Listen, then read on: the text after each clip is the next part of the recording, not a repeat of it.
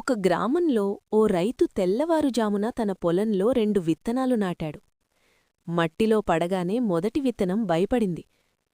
బయటకొస్తే ఎండ మండుతుంది, వాన కొడుతుంది, పురుగులు నన్ను తింటాయి, ఇక్కడే సేఫ్ అని అనుకుని మట్టిలోనే ఉండిపోయింది. ఇంకో విత్తనం మాత్రం నెమ్మదిగా ఆలోచించింది. మట్టిలోనే ఉంటే బతికినట్టే కాదు, బయటకొస్తే కష్టం ఉంటుందేమో, కాని అదే నా ప్రయాణం. అది మట్టిని చీల్చుకుంటూ పైకొచ్చింది. ఎండ తాకింది, వాన తడిపింది, గాలి ఊపింది. కొన్ని ఆకులు రాలిపోయాయి, అయినా అది ఆగలేదు. రోజులు గరిచాయి. మొదటి విత్తనం మట్టిలోనే కుళ్ళిపోయింది, ఎవరికీ ఉపయోగం లేకుండా.